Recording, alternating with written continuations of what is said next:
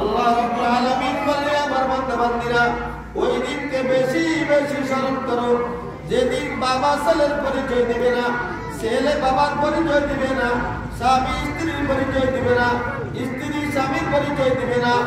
প্রতিটি মানুষ শুধু নিজের ফিকির করবে, বলবে নফসি নফসি নফসি নফসি, আমার কেউ বা আমার কেউ বা। आदम से था ईसा नबी, आदम से था ईसा नबी, नफ्सी नफ्सी पुकारेंगे सभी। आदम से था ईसा नबी, नफ्सी नफ्सी पुकारेंगे सभी। कियामतेर ময়দানে হযরত আদম আলাইহিস সালাম থেকে ঈসা আলাইহিস সালাম পর্যন্ত সকল নবী পর্যন্ত বলবে আমার কেউ বা আমার কেউ বা। नफ्सी नफ्सी बोलेंगे सिर्फ एक नबी, रब्बी अबली उम्मती। शुद्ध আমাদের নবী মুহাম্মদ রাসূলুল্লাহ সাল্লাল্লাহু আলাইহি ওয়াসাল্লাম বলবেন রব্বুল আলামিন আমার উম্মতকে ক্ষমা করে দাও, আমার উম্মতকে ক্ষমা করে দাও। আল্লাহ রাব্বুল আলামিন বলেন ওয়ালা সাউফা ইউতিকা রাব্বুকা ফাতারদা। হে আমার হাবিব, তো আপনার রব আপনাকে কিয়ামতের ময়দানে এমন কিছু নিয়ামত দান করবেন যে নিয়ামতগুলি পাইয়া আপনি আল্লাহর উপর সন্তুষ্ট হয়ে যাবেন। আল্লাহর নবী মুহাম্মদ রাসূলুল্লাহ সাল্লাল্লাহু আলাইহি ওয়াসাল্লাম কত দয়ালু উম্মতের জন্য। উনি বলবেন ইজাল্লাহ আরদা ওয়াহিদুম মিন উম্মতি বিন্নার।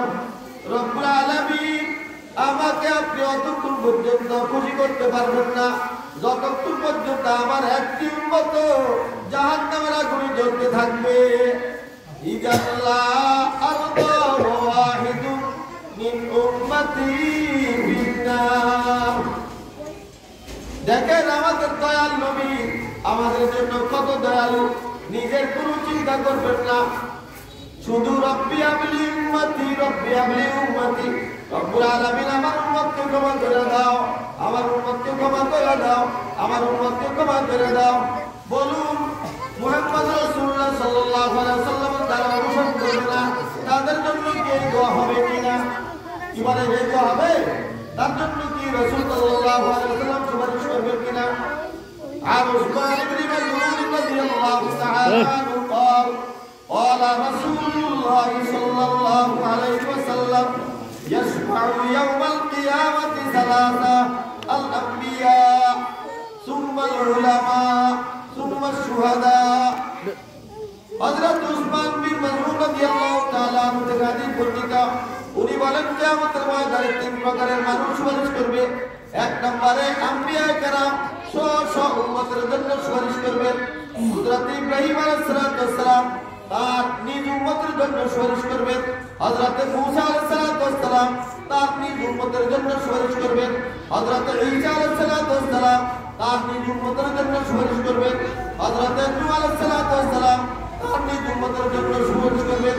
আমাদের নবী আপনার আমদার তাজদার মদিনা মুহাম্মদ রাসূলুল্লাহ সাল্লাল্লাহু আলাইহি ওয়াসাল্লাম আমাদের মধ্যে যারা নবী মুহাম্মদ রাসূলুল্লাহ সাল্লাল্লাহু আলাইহি ওয়াসাল্লামের অনুসরণে জীবন পরিচালনা করছি, আমাদের জন্য সুপারিশ করবেন।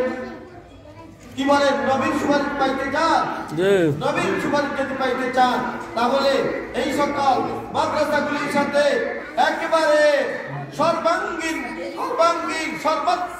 সর্বাত্মক প্রচেষ্টা সর্বাঙ্গীন জড়িত হয়ে যেতে হবে।